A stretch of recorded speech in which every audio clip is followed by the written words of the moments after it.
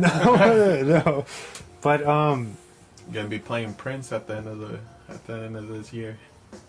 Yeah. Also, this soundtrack, what a killer 90s soundtrack. Yeah. It definitely, that's what I was gonna get at. I was like, this soundtrack is just like really fucking like late 90s rock. Even the actual score, which I don't even think has ever been released, but that's also brilliant. Oh yeah. And the reason why I feel like the music editing is so well done is because this director, David Nutter, actually went to school. He originally went to the university to study music. So he actually edited the film to the music, and that's why the cues are so fucking on. When you watch this, the cues are so on point. That's why it reminds me of like Buffy, or Angel, or one of those where they kind of progressively use whatever music was big at that time, and they fuse it together, and then you for the rest of my life, you get that scene where the song plays. You get that scene played in. For the rest of my life, I'm always gonna think about Harvey Danger and Flagpole Sitta with this movie, because of when they're running out of the sane asylum or whatever. Paranoia. Yeah, it's so good. See, it's funny, that song for me reminds me of American Pie. Because it comes out in American Pie. But back to our feature presentation. We didn't talk about also the intro of this film. Well, let's get into the plot. Yeah. So basically, we kind of get introduced on this island or whatever, right? And it's like a coldish night, and these two teens are parked in their car. I think it's was it Mary Jo, and I forget the guy's name from the Blue Ribbons, but they're like making out, doing their thing, right? Yeah. Fucking The Flies, Got You Where I Want You's playing, such a good song. Yeah. And things are getting a little hot and heavy. And she's like, hold on. I know you slow down, jeez. I know you're getting a little hard right now, but put it away, all right? It's never getting to put away, son. And then we meet Gavin, who is Nick Stahl's character. Yeah. He's like kind of peeking in on them from the hilltop. Yeah. He's like, oh, what do they got here? With his little doggy, and he's like got smoking and enjoying. Yeah, he's got a little doobie. It's like, oh shit, what's going on over here? And the cops pull up behind them to bust these kids, and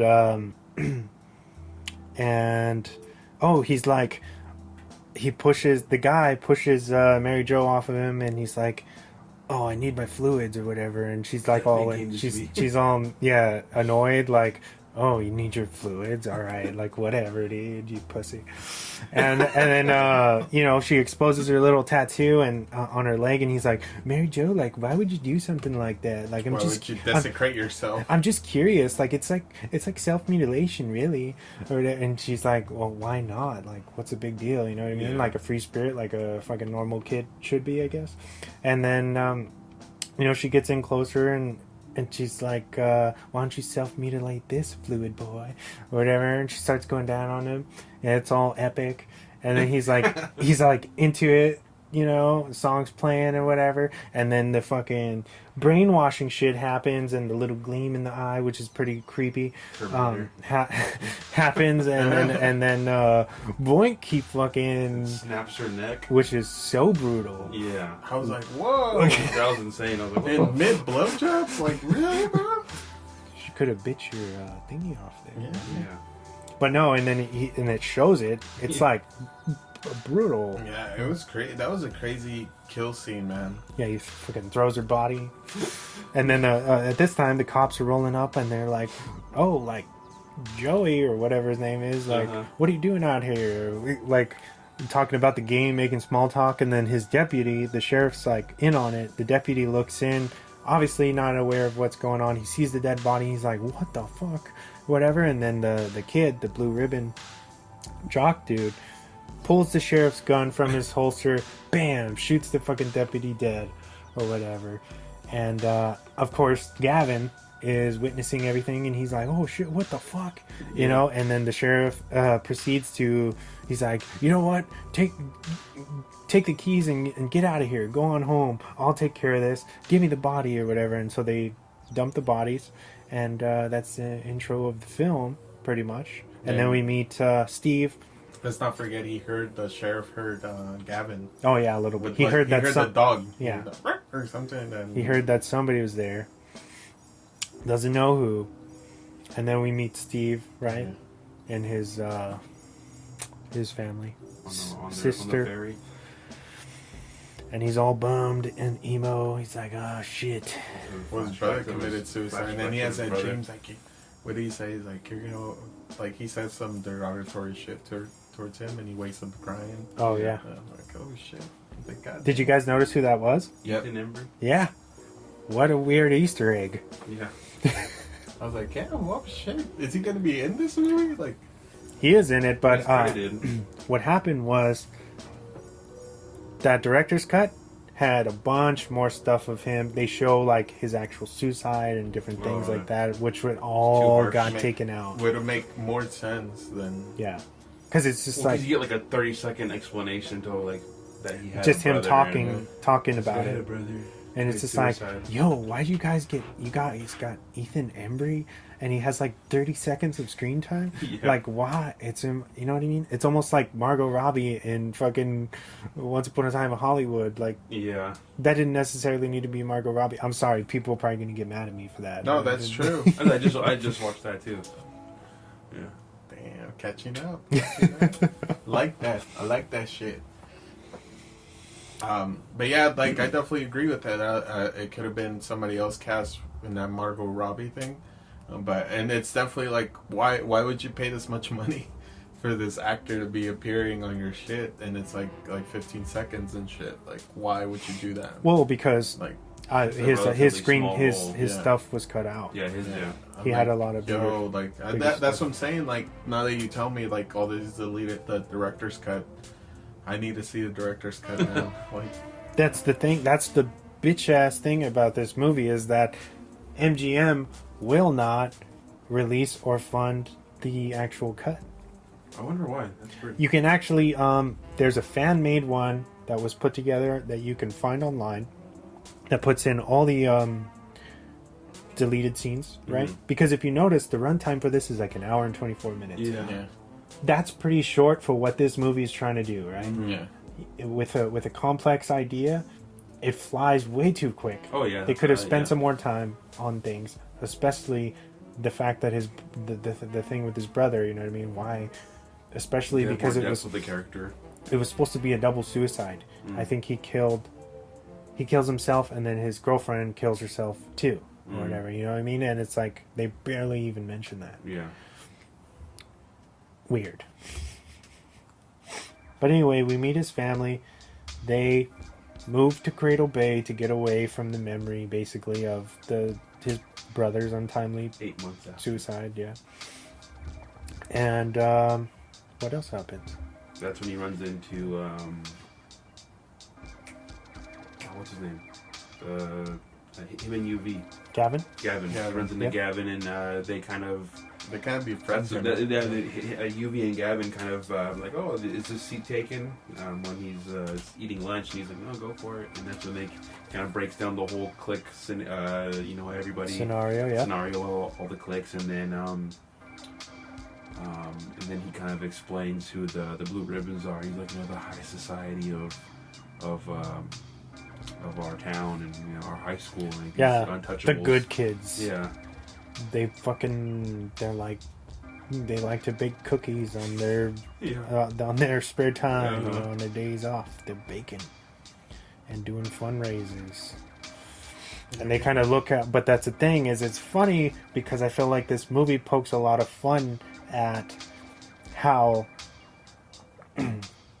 high school is a lot like society. You know what I mean? Is you're striving to fit into kind of this cookie cutter. Kind of like stature. Like the better the stature is, the better like stuff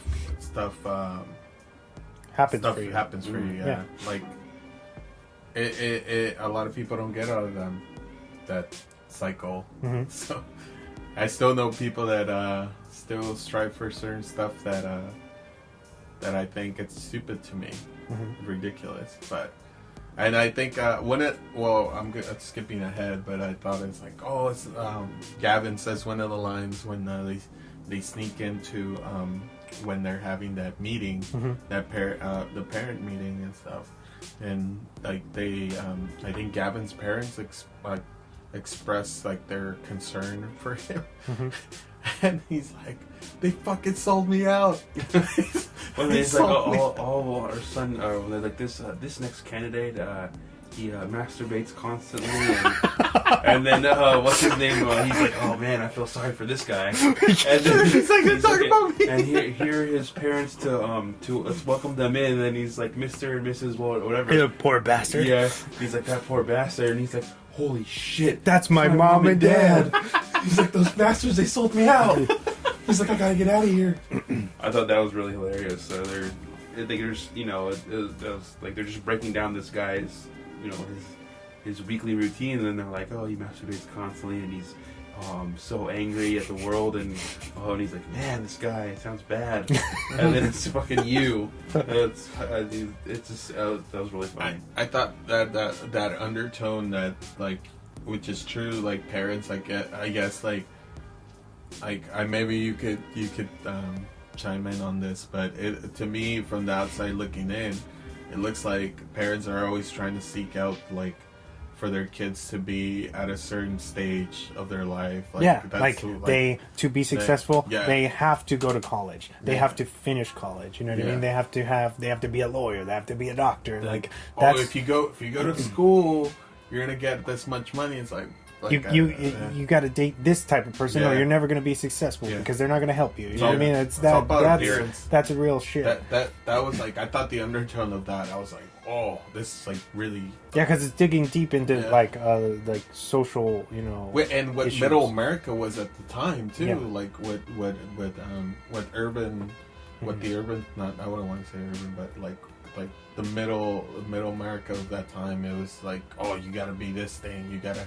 You gotta own a house like at this time. You gotta move out at this time and shit. It wasn't like that wasn't real. That wasn't going on at the time, So I don't know, like that kind. I was like, I kind of got reminded of like how sometimes, because I'll put myself in this category because I'm raising 4 kids with my nieces and nephews. It's like you always want the best for them.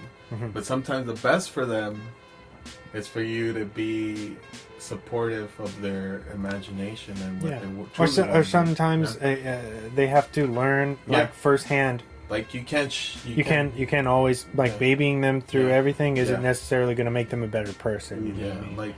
Like I've heard people say like, oh, he should fall.